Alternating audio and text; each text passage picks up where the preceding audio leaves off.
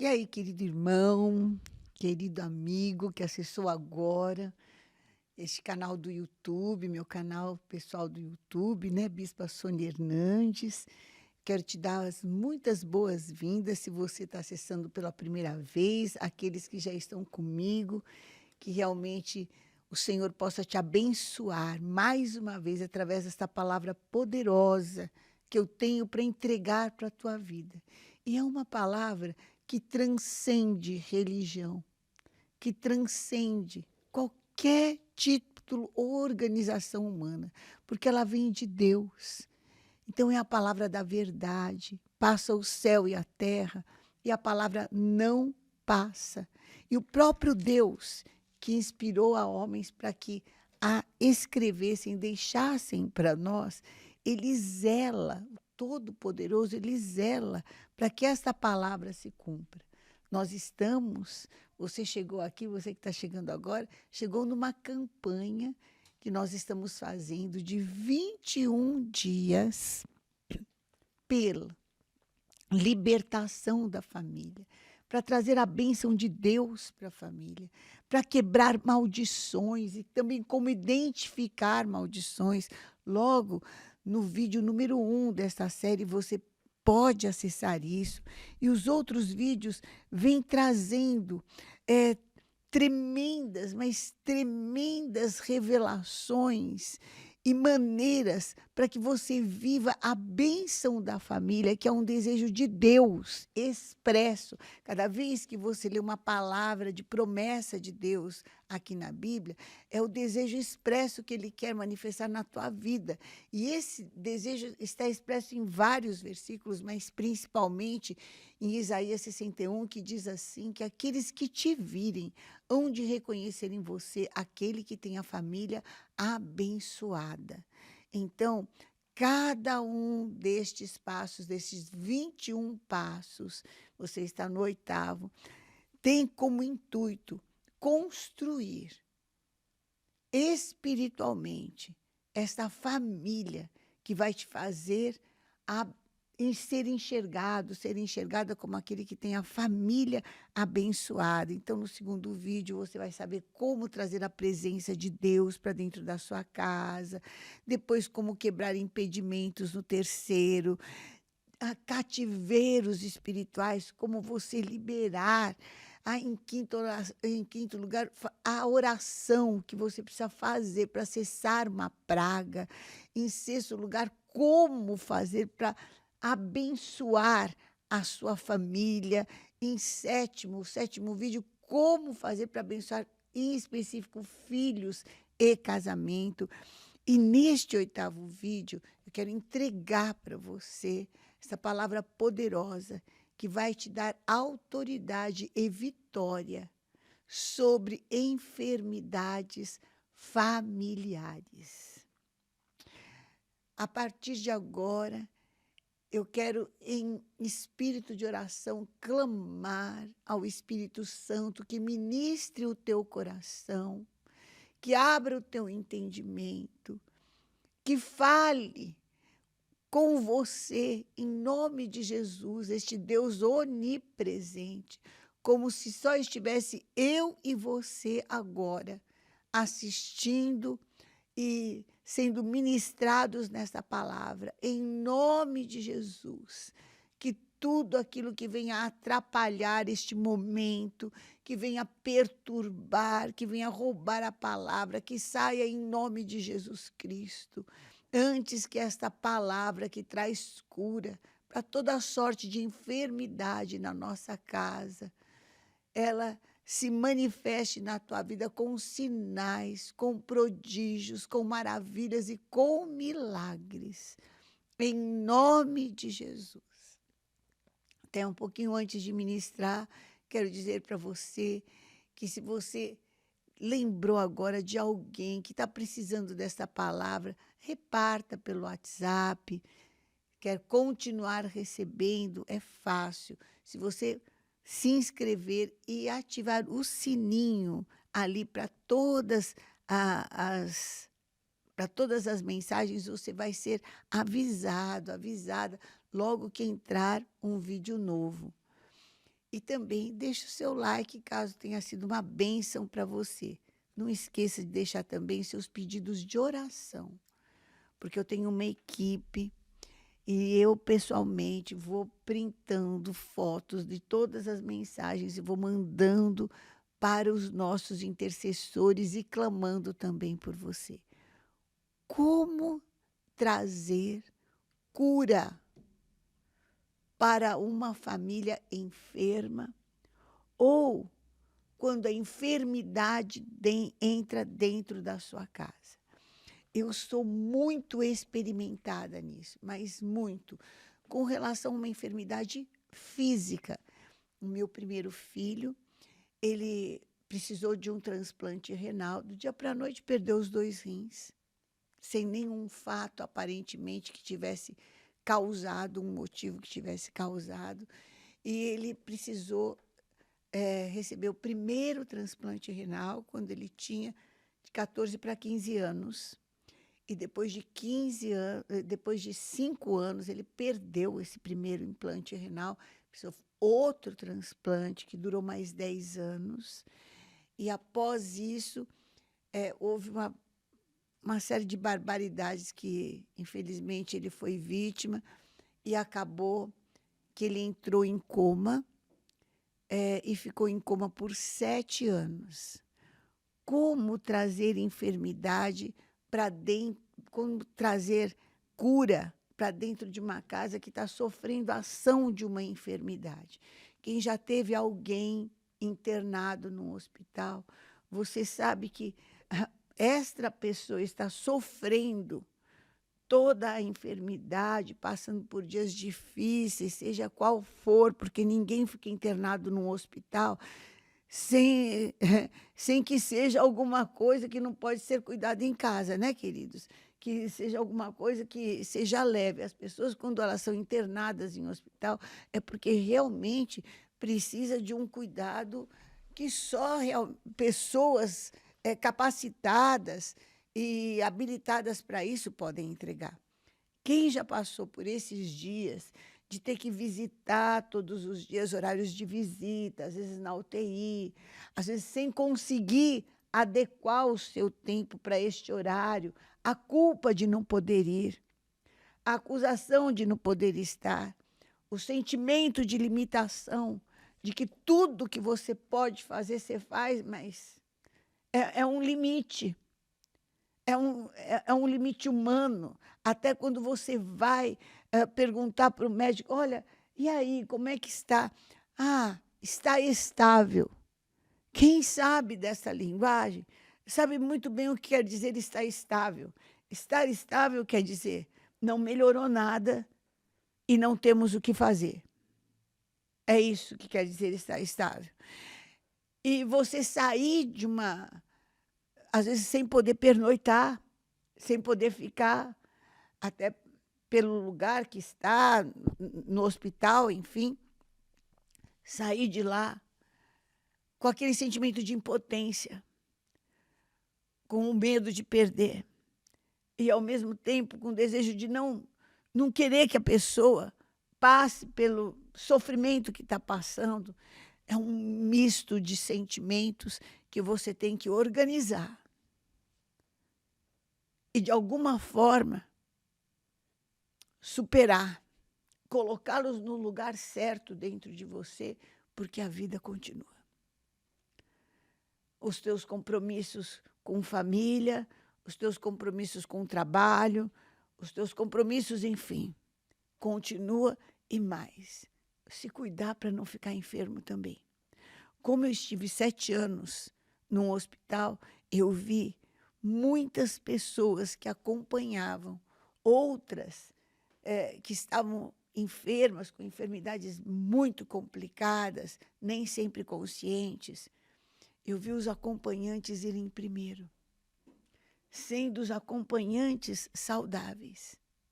O desgaste e o peso emocional que eles sofriam ali, diante da impotência deles, pernoitando. Muitos eu vi mudando para o hospital, gente, para morar mesmo ali no hospital, enquanto a pessoa querida estava num tratamento. E eu vi alguns, não poucos, morrerem antes do que a pessoa que estava sendo tratada no hospital. Eu vi mais. Vi casamentos se dissolverem diante de um filho internado em coma, diante de uma situação complicada. Eu vi casamentos não sobrevivendo, não conseguindo encarar essa enfermidade dentro da família. Também por termos clínica de recuperação para viciados em drogas e termos um trabalho muito forte, graças a Deus, maravilhoso, em todas as sedes da Renascer, chamado GALF, Grupo de Apoio a Usuários, usuários dependentes e familiares de pessoas usuárias e dependentes de droga. Eu vi também no GALF famílias ficando enfermas, porque um é alcoólatra ou é usuário de droga, ou nesse sentido, famílias também não conseguindo, se dissolvendo, casamentos de anos se dissolvendo por causa de uma situação dessa. E também vi algumas enfermidades financeiras destruindo família. Não é nada incomum ver uma família passar por uma enfermidade financeira e não sobreviver. E acabar em divórcio, acabar em brigas enormes, familiares que não se falam mais, porque existe uma enfermidade financeira. Veja bem, a enfermidade financeira não é a necessidade financeira. A enfermidade financeira que eu estou me referindo, estou me lembrando agora a frase de um grande empresário, uma pessoa muito bem-sucedida, que, vindo buscar um aconselhamento, me falou assim, sabe, nós éramos mais felizes quando eu tinha menos. Agora eu não consigo mais conversar com a minha esposa. Ela já não era o primeiro casamento dela, e os filhos de outros casamentos que ela teve queriam saber, na partilha da herança, se eles iam ficar com a mesma porção que os filhos do atual casamento tinham. E aquilo estava fazendo um inferno na vida deles. E aquele senhor, num desabafo, falou, sabe, eu sinto que eles olham para mim como se eu não tivesse vivo. Já me tratam como se eu tivesse morrido. Querem saber o que eu vou deixar, o que vai ficar para eles, como é que vai ser. E oprimem a minha esposa para que ela se posicione, porque ela tem que lutar por eles, porque isso, porque aquilo. Está um inferno. A minha vida virou um inferno. Eu estou até questionando se eu vou conseguir levar para frente o meu casamento com a esposa que eu amo. O que é isso? É uma enfermidade. Estou me lembrando agora de uma outra pessoa querida, amada minha, que veio e me pediu, bispa, por favor, ore por mim. Eu a conheci numa reunião que eu fui fazer, uma célula que eu fui fazer, e ela abriu seu coração e falou, sabe, eu tenho 2 filhos, e eles não se conversam, porque a minha filha acha que o meu filho tem mais. O nosso problema não é ter, não é que nós não temos, o nosso problema é que nós temos, embora nós proporcionemos uma vida confortável, muito confortável, tanto para ela quanto para ele, que eles não têm necessidade de trabalhar nem para se sustentar e nem para a vida confortável que eles têm. Mesmo assim, a minha filha ela acha que nós somos parciais. Estou aqui só denunciando alguns tipos de enfermidades que pode ter entrado na sua casa, para que você detecte que isso é uma situação enferma, que precisa de cura. Porque o pior enfermo é aquele que não enxerga que necessita de cura. A partir do momento que você enxerga, preciso cura. E isso só pode ser uma intervenção de Deus. Olha, mesmo que haja cura na terra, sempre precisa ter uma intervenção de Deus. Se o Senhor não abençoar aquele remédio que você está tomando e tudo, todo mundo pode ficar curado com ele e com você não vai fazer efeito. Se o Senhor não te encaminhar para um bom médico, olha, pode haver a cura, mas você não vai alcançar. Então, a enfermidade, ela em primeiro lugar, nós combatemos quando nós entendemos que nós precisamos buscar ajuda. Que nós precisamos buscar cura. Cura. Não é só ajuda. Porque às vezes você vai buscar uma ajuda num amigo, numa amiga que não pode te ajudar. E ainda vão falar mal de você. E ainda vão espalhar, sabe o que aconteceu com fulano, com ciclano? Você precisa buscar aonde há cura. Foi exatamente isso que aconteceu num tempo de muita fome em Israel. E essa fome, essa seca veio por causa de uma palavra profética que o profeta sacerdote Elias entregou, dizendo que não iria chover até que ele orasse novamente. E isso trouxe grandes problemas para ele, que precisou fugir de Israel, que naquela época era governado por um rei chamado Acabe e uma rainha que era altamente comprometida com o satanismo. Então, ela que resolveu... Bom, diante dessa palavra veio a seca mesmo, ela mandou matar todos os profetas de Deus. É que o Senhor se levantou e separou 7.000 numa caverna, que eram alimentados, inclusive com a comida do rei, e não permitiu que isso acontecesse. Mas Elias realmente precisou, o Senhor, Deus foi instruindo a Elias como não ser encontrado e não ser achado. E até que Deus deu uma ordem para Elias e falou: olha, levante-se e agora vá para o reino de onde Jezabel saiu. Ou seja, vá para outro país, porque Jezabel não era israelita, não tinha nascido no território de Israel.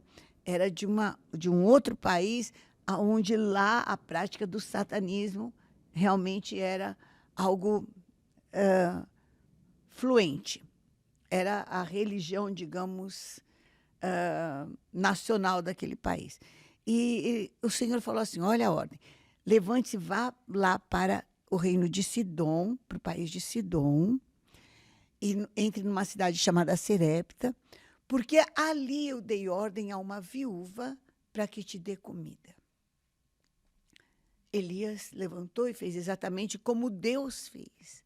Logo na porta da cidade, ele viu essa viúva. Naquela época, as viúvas se vestiam de tal forma a serem identificadas como viúvas. Ele viu essa viúva, mas num estado de miséria máximo. E ele chamou, porque estava ali a palavra profética, a viúva estava ali. Bom, chamou, falou: olha, me dê um pouco de água. Não, me dê um pouco de pão. Traga. Primeiro ele pediu água. Me deu um pouco de água. Quando ela estava indo para beber, pegar a água, ele estava constrangido de pedir pão, porque estava na cara a miséria dela. Ele virou e falou assim: olha, me traz um pouco de pão na tua mão. Ela olhou para ele e identificou também nele uma autoridade espiritual, alguém que era um sacerdote pela vestimenta. E falou assim: olha, tão certo como vive o teu Deus, eu não tenho nenhum pão para te entregar, nenhum pão assado. O que eu tenho é um pouco de farinha numa panela e um pouco de azeite num jarro. E você vê, eu estou pegando aqui algumas lenhas, porque eu vou fazer o último pão. Vou dar para o meu filho comer. E eu vou comer um pouco. E nós vamos morrer. Ela estava no limite. Elias tinha uma ordem de Deus. E Deus foi muito claro e falou: eu dei ordem a uma viúva para que te sustente. Ele creu mais na palavra de Deus do que na situação que ele estava vivendo. Virou para ela, não argumentou. Uma mulher no limite não dá para argumentar, né, gente? Ele virou para ela e falou assim: olha, faça o que você falou, mas antes disso, faça um pão menor, pão pequeno para mim, e traga aqui. E a hora que você voltar, você vai ver que nunca mais vai faltar farinha e nem azeite na tua botija. Nunca mais vai faltar farinha na tua panela, nunca mais vai faltar azeite na sua botija. Aquela mulher olhou para ela e havia do céu já uma ordem dada em favor dela. E ela foi sensível, ela foi aberta, assim como existe uma ordem do céu dada para a tua vida hoje. Por isso que você está assistindo a esta série, a esta live no dia de hoje. Existe uma ordem do céu e por isso que você acessou. Fica aqui comigo, porque eu tenho mais de Deus para derramar para a tua vida. E aí, ela fez exatamente como Elias falou e trouxe o pão, voltou. Quando ela voltou, ela viu que realmente a panela dela estava cheia de farinha. A botija dela estava cheia de azeite.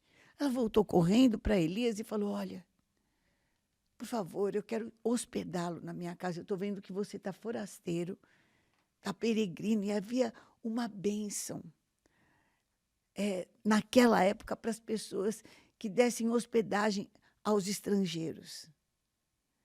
E isso era um costume frequente entre todos os povos. E ela abriu a casa e deu uma hospedagem para Elias, que ao entrar na casa viu que o filho dela estava doente. Esse filho dela já não estava bem. Já vinha de tempos a situação complicada na vida dela. E o filho dela não estava bem. Com o passar dos dias, aquele menino foi piorando. Foi piorando. Foi piorando até que faleceu. Até que morreu. Quando o menino morreu, a mulher ficou desentendida, gente. Ela ficou completamente perdida. E virou para ele e falou assim: o que você veio fazer aqui? Você veio falar dos meus pecados? Veio dizer das minhas iniquidades? Veio dizer que Deus pode me dar até comida, mas não vai me dar meu filho? O que é que você fez? Me fala para que você veio aqui. E Elias virou para ela e falou assim: me dá o seu filho. Ela podia ter expulsado Elias da casa dela. Ela podia ter feito um escândalo. Podia ter levado ele para a praça, denunciado como um farsante, um cara maligno que veio trazer um mal, um tempo de muitas superstições. Mas ela resolveu tirar suas dúvidas com um homem que ela reconheceu o poder de Deus na vida dele, na vida dela. Tirar os seus questionamentos com um homem que ela reconheceu o poder de Deus na vida dele. E Elias virou para ela e falou assim: me dá o seu filho. Gente, você daria? Espera aí, depois que esse homem entrou em casa, meu filho ficou cada vez pior, morreu, e agora eu vou entregar ele nas mãos. Se ele tivesse que fazer alguma coisa, não teve muito tempo para fazer. Mas ela entregou. Ela entregou. Ela resolveu mais uma vez andar pela fé. Não tinha solução na terra, mas ela acreditou que poderia ter no céu. mais uma vez. E ela entregou. Elias pegou o menino nos braços, levou o menino para a cama. Deitou aquele menino na cama onde ele estava hospedado e clamou ao Senhor. E pediu a Deus oração, clamou, levantou o clamor a Deus sobre aquela criança, pedindo ao Senhor que tivesse misericórdia. E ele foi e se estendeu, ele fez um ato profético. Ele se estendeu 3 vezes sobre aquele menino. Encostando boca com boca, mão com mão, pé com pé. E daí clamou novamente ao Senhor. E o corpo do menino se aqueceu. E ele falou: Senhor, eu peço que o Senhor restitua a vida desse menino. E o Senhor ouviu a sua oração. E o menino ressuscitou. E ele foi e entregou para a mãe. Qual é a palavra que eu tenho de Deus para você? Em primeiro lugar, às vezes nós achamos que o grande mal na nossa casa é quando estão acontecendo outras enfermidades. Enfermidades emocionais, separação. Deus tem cura para todos. Para todos. Aquele que começou a boa obra na tua vida, ele é fiel e justo para te curar de todas as situações que estão trazendo enfermidades, dores, gemidos, choros para dentro da sua casa.